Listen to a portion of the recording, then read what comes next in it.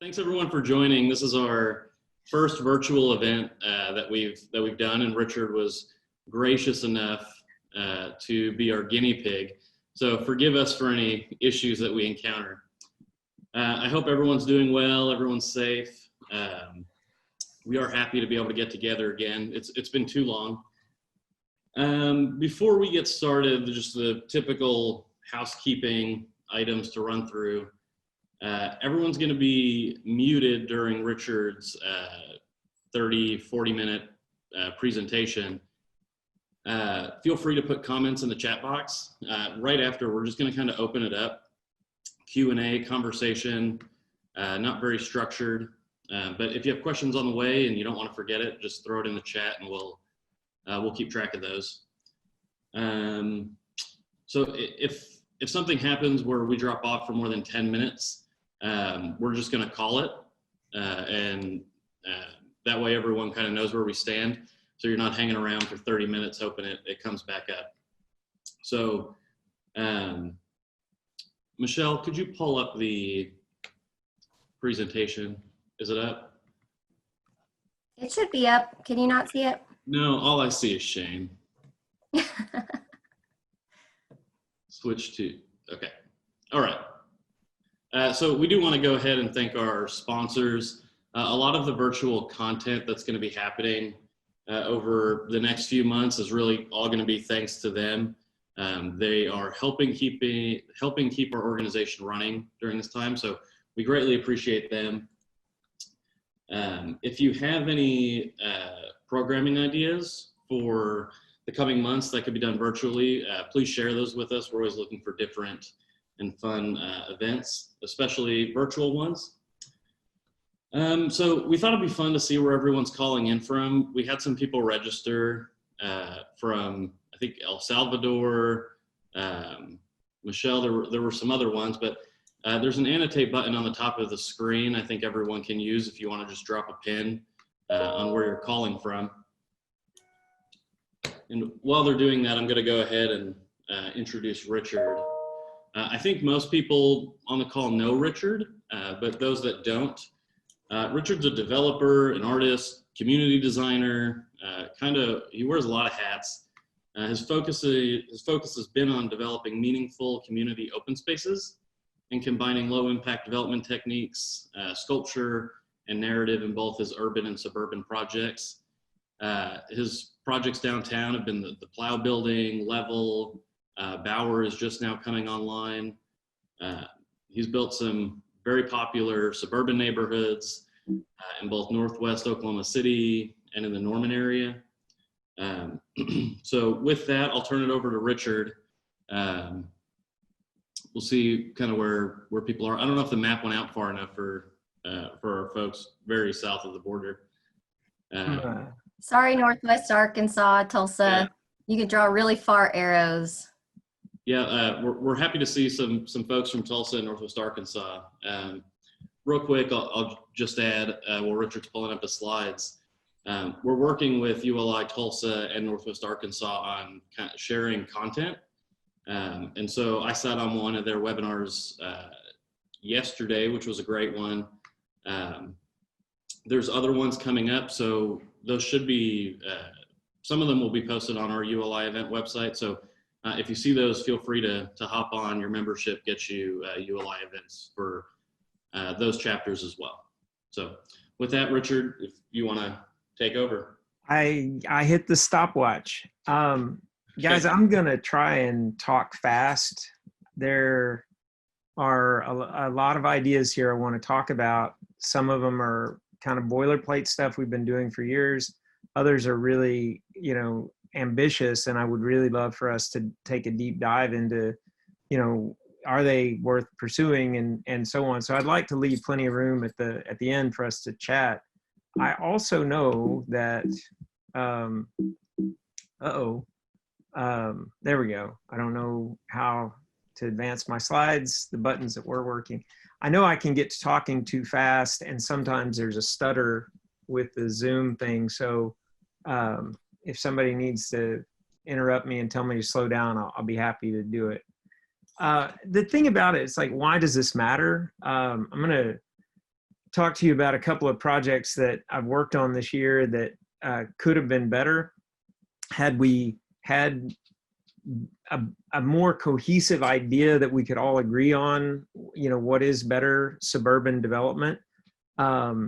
This is a little acreage tract project that Marcus Uday and I worked on together. This is a nice little 42 unit.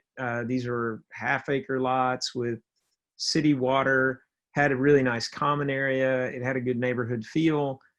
A lot of protest. We really couldn't get much support because there was a bunch of, the people who should have been supporting it kind of said, we just think this is suburban sprawl. We don't think that we should ever, everything should be downtown. It really got torpedoed. And this is what we ended up with. This is actual suburban sprawl. And if you really look back at the history of suburban sprawl in cities like Washington, D.C., or the D.C. metro, rather, it's limiting to large acreage tracts. These long skinny tracts on the outside are 4-acre tracts. We ended up with only 17 acre and a half lots in the middle that, are on a long cul-de-sac. Doesn't really feel good. There's a broad idea that we're paving over everything. That this is a picture of, the continent without the, all the labels turned on.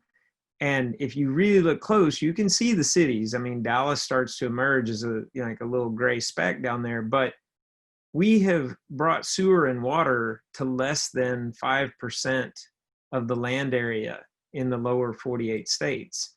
And I think I love road trips, and I think it's important to think about those kind of things. Another reason it matters, this project on the screen was a subdivision plan that was put together, by a group of engineers and a developer. We were thinking about just buying lots for ideal homes.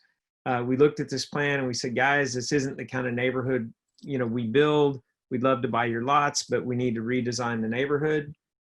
We brought them this idea, and we looked at the waterways. There was a big ambition to get a lot of lots, but this had fewer home sites. We said, we'll just pay you more for the individual home sites.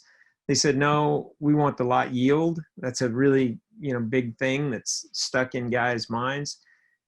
The developer also really didn't want to do a PUD. They were very concerned. They wanted to do just the by right zoning that is allowed in R1 development. So we finally got the lot count to match their lot count. This was the final design. It did get approved as a PUD. It was a good PUD. And then we fell out of bed with them over construction details and, attention to detail, and then went back to this plan. And these kinds of plats are gonna get built. They're getting built today. They meet all of the subregs. They're built all over the United States. And I think that's why this matters and why we should be, talking about this stuff first. When we're designing a neighborhood, we always start with the waterways. This is a project in Norman. All of this is on its last phases. It's almost built out. It's about 300 acres total. Water is really interesting. That's a whole other lecture. If anybody wants to take a deep dive into water, you never want to cut just a straight channel. Water weaves its way back and forth and creates sinuosity.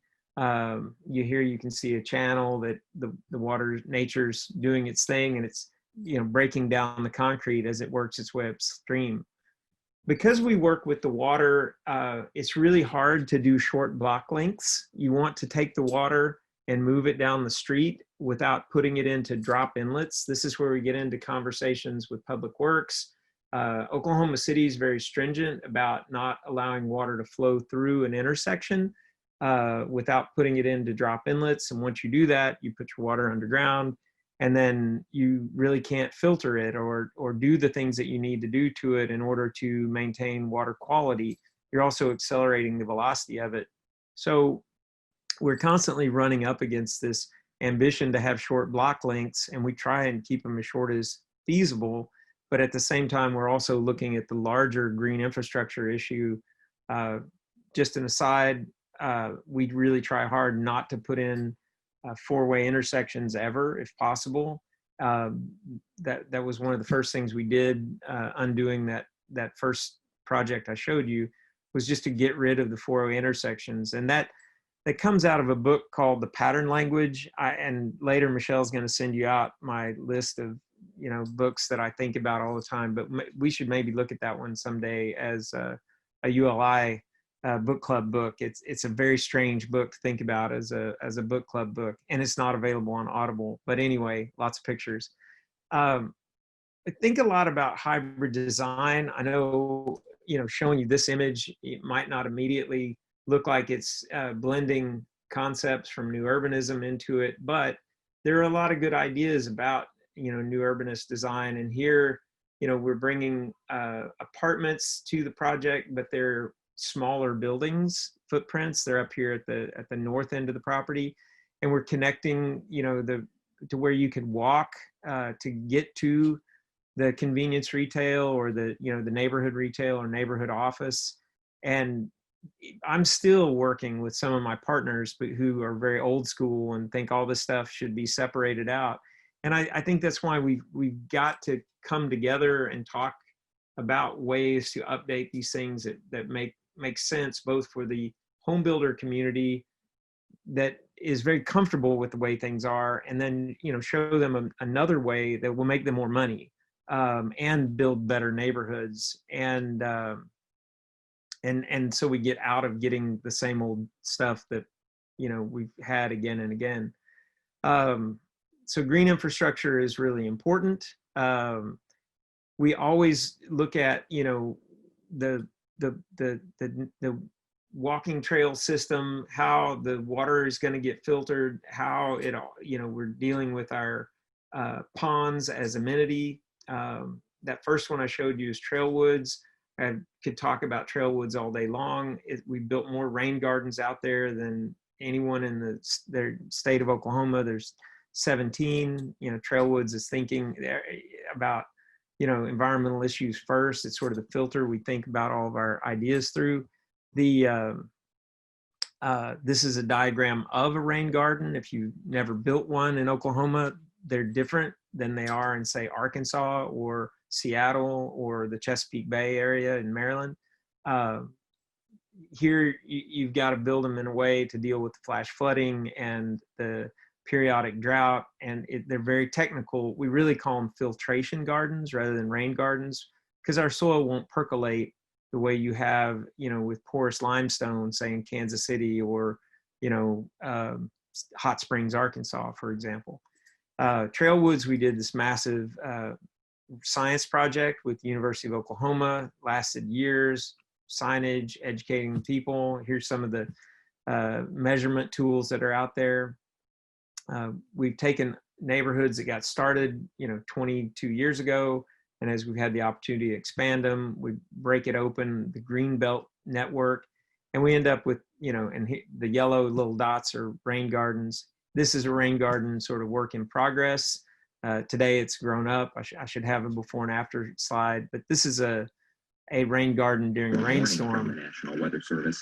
You could actually hear the weatherman from the National Weather Service. The green belts and walking trails, again, that's something that always comes first in the design, looking at what is Mother Nature giving us, how does that overlay, and then building it in. We put sidewalks in the walking trails, and we put sidewalks in front of the houses. That's really important. You've heard that negotiated away in planned unit development discussions. That's ridiculous. You should put sidewalks and walking trails in the green belts, and you need to put sidewalks in front of houses. It doesn't, I mean, it's just the way it should be. There's my darling daughter, Maddie, helping build these things. This is my neighborhood. It's where I am. 7 ponds out here, and somewhere around 4.5 to 5 miles of walking trails. And you would not believe how much they've been used during the past 7 weeks while everybody's been in quarantine. It's amazing, but they get used all the time. And, this is in Northwest Oklahoma City in our Valencia neighborhood. And imagine, this is the current system of walking trails in place, imagine if we, all got really ambitious and then we connected walking trails further and extended them out to the neighborhoods. You'd have it where people could actually like work their way in from these suburban neighborhoods on foot or on their bike and make us a great biking city. The 4-foot social fence really matters. You can see it up here in the slide. It's a short fence that you can see through. Sometimes we do it with metals. Most of the time we like to do it with wood, costs less, and it's more warm and inviting. We build ponds with riparian edges. This is a picture taken way back in like 2002 when I first came down here. This is what our detention ponds would look like every summer.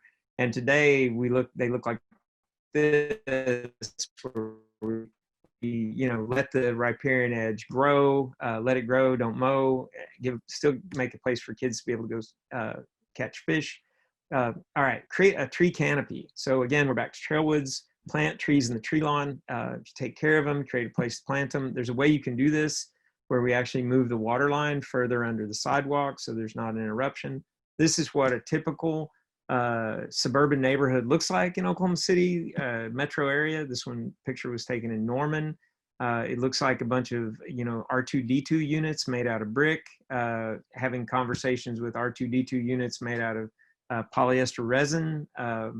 I think it's amazing how our mailboxes and our trash cans are basically the same proportions. If you had trees, it would be so different. Here's a typical street in Trailwoods. We plant trees in the tree lawn plus another one in the front yard. So that's twice the number of trees that are required. And this is the rain garden side. Again, we created these filtration gardens, and we created a test plot on the other side. Someday we want streets to look like this. I can't imagine who would be against having street trees, trees in the tree lawn. All right, now for some fun. Let's reduce the front yard setback. Look at how nice that is. And I know later maybe we'll get Ashley to talk about this.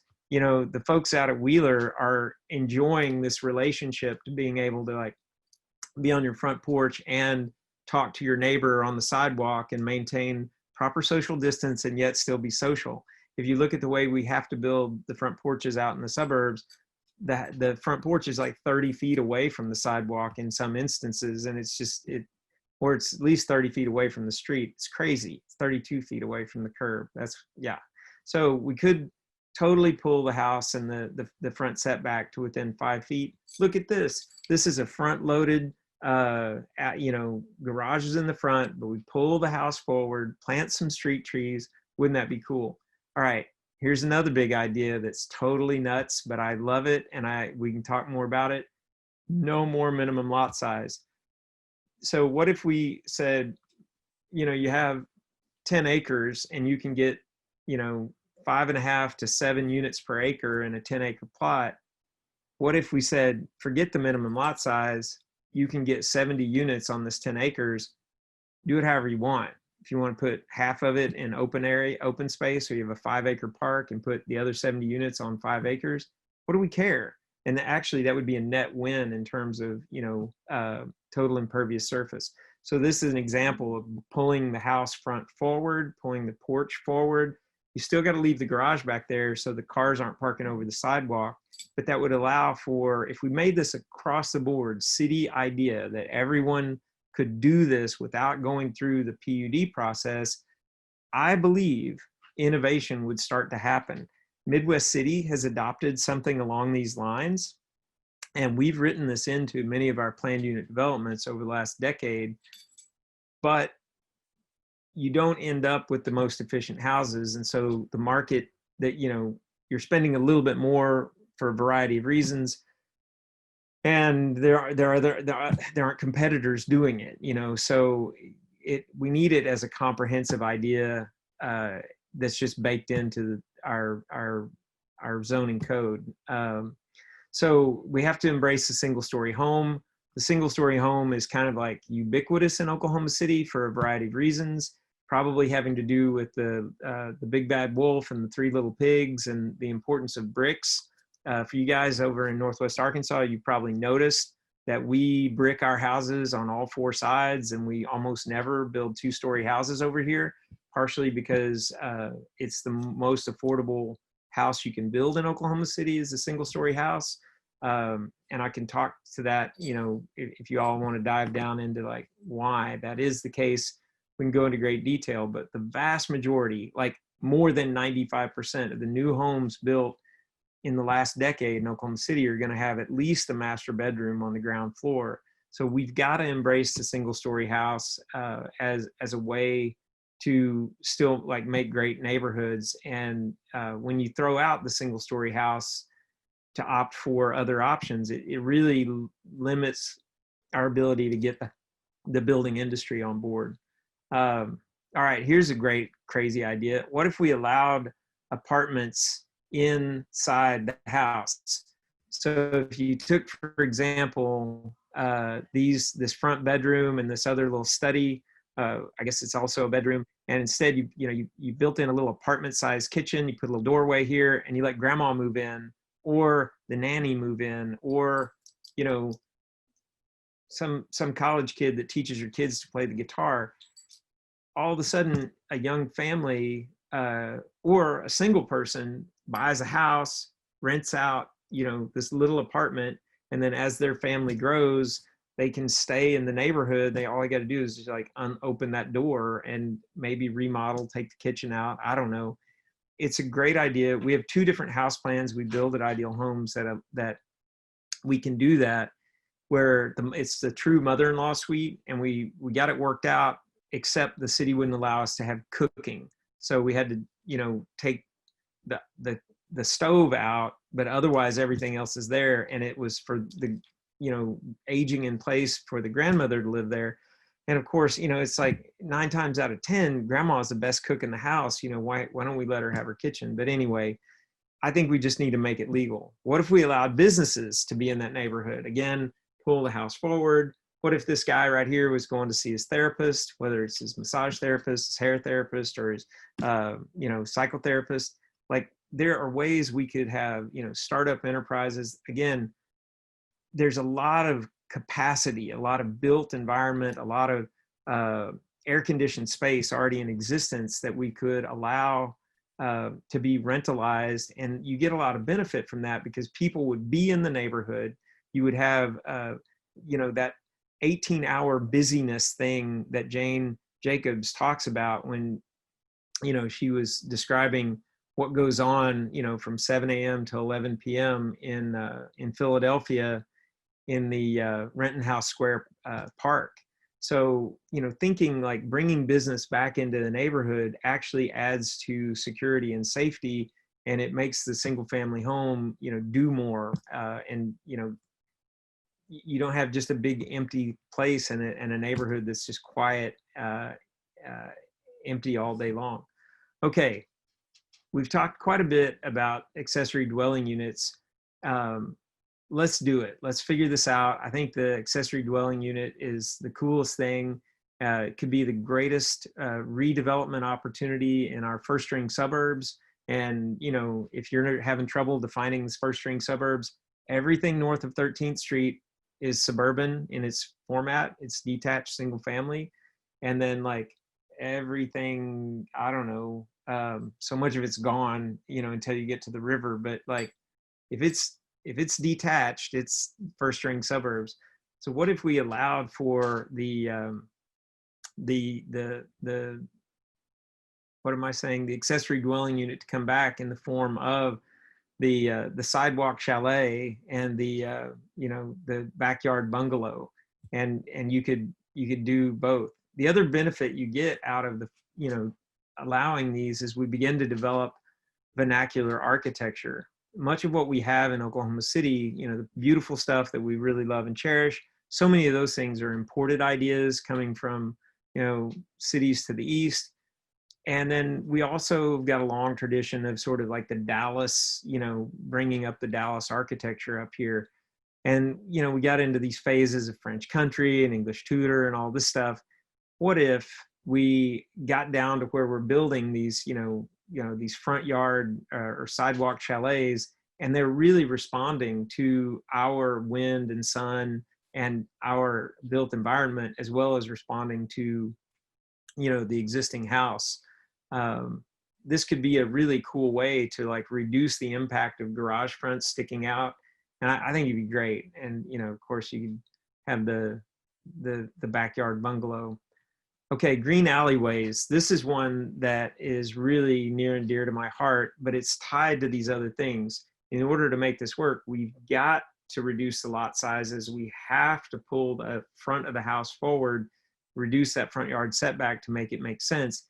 And then you end up with the ability to increase these green alleyways. As we've worked out developing these greenbelt neighborhoods over the last 20 years, we've discovered that these are places that that families are willing to let their kids go wander around, once they turn about, 8 to 10 years old. There's kids running around with their fishing pole in every neighborhood we built in the last, 20 years. It's really remarkable. This is a typical kind of greenbelt system. This neighborhood's not been built yet. It's still an idea. And then as we've evolved this, Dr. Kaufman and I came up, really emphasizing this green alleyway. And we started thinking, what if every single kid, there's a neighborhood school over here on the left side about midway. What if every single kid could walk to that school via a greenway and it not have to, be dealing with cars? How few times could we get them to cross a street of any form before they, get to the school? And it really helped to drive the design. So, we're looking at this big greenbelt system, trails running all the way through it. And we were thinking about this as ways to create, places for community gardens and, neighbors to actually, interact with one another, dogs to play and so on. Our greenbelts it's extraordinary how much they get used and how much they provide in terms of green infrastructure that actually is providing ecological systems and services that, plants are the only things that can, do the oxygen exchange for carbon, and we've got to have more of them. So anyway, connect the neighborhoods to neighborhood commercial. It's hard to see down here. We got to this project a little too late. It had already been sold off and chopped up, but nonetheless, we're looking at every opportunity to connect neighborhood commercial and make it a sensitive part of what we're trying to do. Another one that I got this from Kirk Humphreys years ago, was working on a neighborhood out in the western edge of the metro. And he's like, you need to use kiosks. And the beautiful value of kiosks is that, they're small, these are like on a 12-foot by 12-foot footprint. How much can you really charge a guy running a pizza stand in a 12 by 12? Or, he's got the barbecue joint. You do a little, communal bathrooms with shaded area. We don't see this enough, and we need to figure out, like, why don't we see it enough, and how can we make it easier in order to be something, a retail thing that works at the neighborhood scale. Another idea I've worked on a lot over the last couple of years. This is a Lady Farm. Sarah Cowan and Chad Huntington. Well, Chad Huntington introduced me to Sarah Cowan, and she had this idea of an ultra affordable owner occupied. So there's 10 units here. Most of them, these are lopsided duplexes, 2 bedrooms upstairs, kitchen, living, dining down. This is an idea that was sort of cobbled together several different ideas from one of our trips down to Austin, Texas. We saw some cool condo townhome type things. And then the little unit over in the corner is a 600 square foot 1 bedroom. I think it'd be great fun, but it's got this, common area. Plus it's got parking in the back off the alley. What's being illustrated here is you get rid of the front yard setback, which here I'm showing it at 4 feet.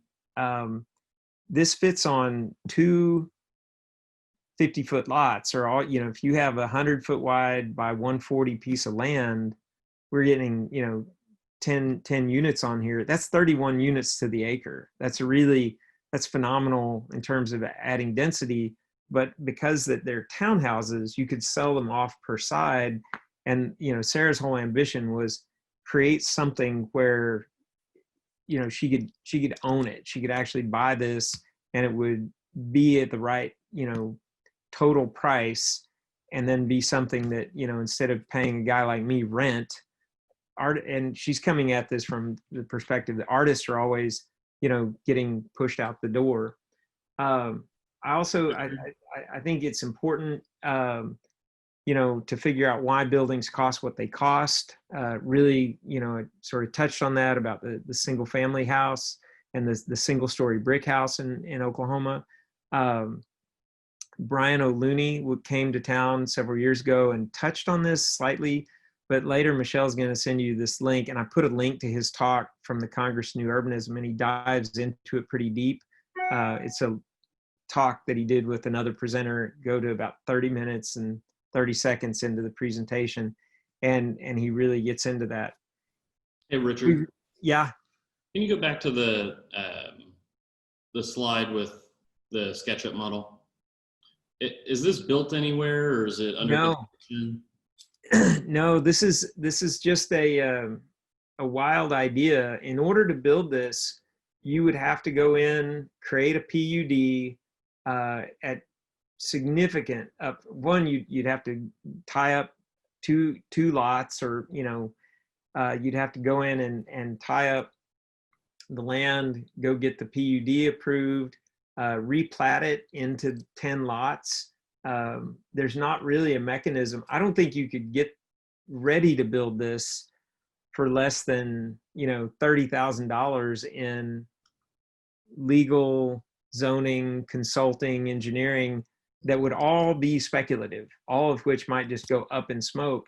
And there's no money to be made here. I mean, these are so small, and the ambition of being so affordable that you couldn't generate enough profit to make it worth it for a professional home builder. What we were trying to get to is a concept that then Sarah could go build this as a, you know, and be the contractor herself, and maybe do it some sort of co-op financing structure like we've seen in Stillwater with a kind of a co-housing retirement community over there. I mean, we were just trying to get to, like, what is the building? Because that's something that's really important, that, you know, in terms of thinking about neighborhood design, we always start with the houses first. What are the floor plans that are the most popular? What are the floor plans that are, you know, being built? What are the floor plans that are that work in terms of their efficiency and their receptiveness to the market? And then we shape the lots based on those. And that if you build a bunch of, if you draw it and you say, well, here's a bunch of little bitty lots, now you home builders figure it out. I've never heard of that working anywhere in this part of the United States. It's, you know, we always start with the building first. So all this work went into trying to come up with a building footprint that could make sense. And this is, I mean, these have 8-foot ceilings in the downstairs. And the reason they do is if you put 9-foot ceilings, your stairs get longer. Now the stairs running out the front door, you don't have your required landing at the top. Then the houses have to get longer, thus more square feet, thus expensive. And you lose the 6-foot separation between the little bitty house. I mean, you could make these bigger, but, you know, you lose 2 units. So, yeah, a lot of, you know, house plan, work out the vertical architecture first. And that's, you know, learning like why buildings cost what they cost. Because we drew through a lot of different examples for Sarah of, you know, stacking them up and looking at condominium. It's a long time ago before I know what I know about condominium now. And condominium's always going to be really hard to do and really expensive for so many reasons. A lot of these ideas would allow us to reinvest in older neighborhoods. If you could imagine, you know, going to your lender and being able to buy a house somewhere kind of near the Plaza District, and your lender's like, I can't make you that loan because the 2 houses on either side of you, one of them sold for $65,000 the other one sold for 58. You know, your appraisal won't work, and you go, but wait, I'm going to build the backyard bungalow. I'm going to build the sidewalk chalet, and those have a rental income stream. Plus, I'm going to remodel this house, and I want to borrow, you know, $285,000, and here's the pro forma. Here's how it works. What we would have then created was a way to scale the development barrier to entry down to the startup entrepreneur could actually break into this business. I think that there are a lot of interesting ideas here that would really be impactful in terms of creating places for people to get started in development, but also, you know, for people to help startup entrepreneurs do, you know, you hear about these companies that get started in a garage, you know, Steve Jobs and Steve Wozniak in a garage in Palo Alto, but you know, where are you doing that today? You know, we don't actually need a garage to sit there and screw things together. We just need really affordable office space. And I know if, you know, I'm rapidly becoming an empty nester, I've got a 3rd-car garage that's just full of junk. If it was totally legal and I wouldn't get in hot water, I could so see remodeling that garage into a little office and then, you know, just renting it out super cheap to some kid that I met at a million cup of coffee event. Go, well, you can office in my garage for all I care. You know, like, come on by. I just need you to let the dogs out when I'm out of town. I mean, it would be amazing how much stimulus you would have both for new developers, new home builders, as well as startup entrepreneurs with, you know, availability of small scale real estate, because it is hard to go out into the office market and just rent something small. There's not a lot of available stuff. But anyway, another thing we could do, this is a really controversial idea. I'm sorry I don't have a slide for it. We should figure out a way to make it legal to subdivide and redevelop McMansions and starter castles. The other day we were visiting with a friend who had, you know, come to see the Bower, and we were really out of his price point. And, you know, I'm like, you know, if you could find, and he had ADA needs. And I said, if you could find a, you know, a big old house somewhere, a sprawling, rambling, single-story ranch that you could take and cut it up into co-housing, because the conversation ended up talking about co-housing.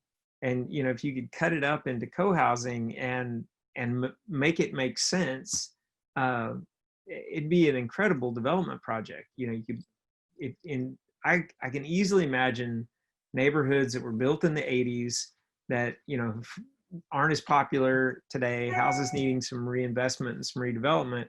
And you go out there and, you know, do a project. Now all of a sudden there's reinvestment, something cool's going on. It'd be great. Yeah, talked about that.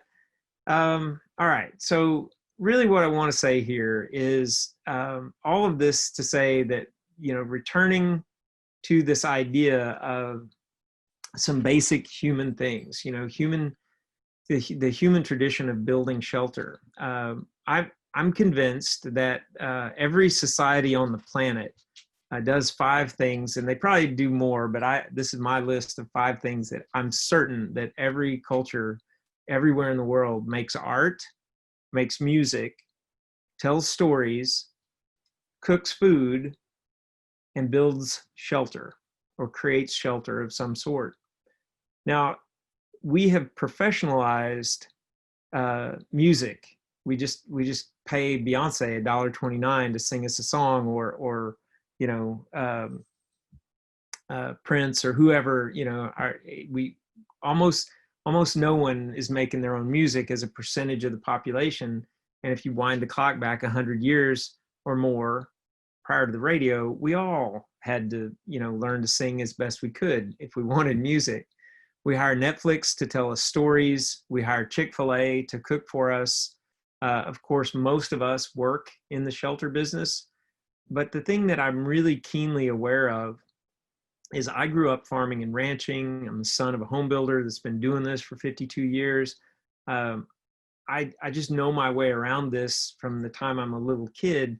And I you know, I see young people coming into this that grew up playing video games, and video games are great, but you know, if you think about the great book Last Child in the Woods, you know, my whole industry gets blamed for the fact that we didn't create a place for kids to go outside and play. And so many of these ideas I'm talking about are all about creating a great place for kids to go outside and play. So you learn to build stuff by going outside and building skateboard ramps, and all of which are, you know, against the covenants and restrictions. So we've got to create new opportunities for people who haven't built, who don't have that, you know, just, you know, experience of making things with their hands.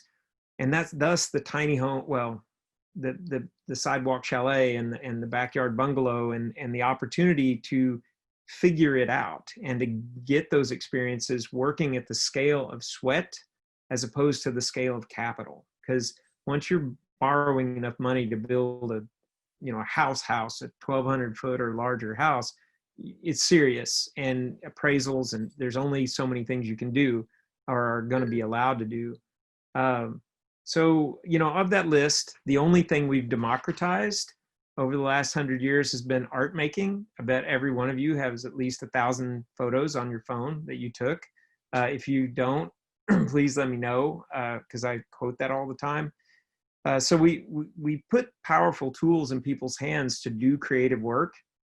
And I really want to see us put powerful tools back into the hands of people to do creative work in terms of building our built environment. And I think this reduction in scale and working in the neighborhood scale and making things legal would be huge in terms of breaking things open to where the would-be entrepreneur has the opportunity to get in and get their hands dirty and do stuff. Books, I'm as nerdy as they come. And again, Michelle's going to send you a little link to some books that, and books and TED Talks and podcasts and articles, just crap that I think about that I thought might be relevant, and kind of explain a little bit about where I'm coming from. So with that, I'm going to stop sharing my screen and I'm going to shut up, and we can go to, I don't know what happened, Michelle. Oh, there, Mark. All right, back to you. Oh, thank you, Richard. That was great.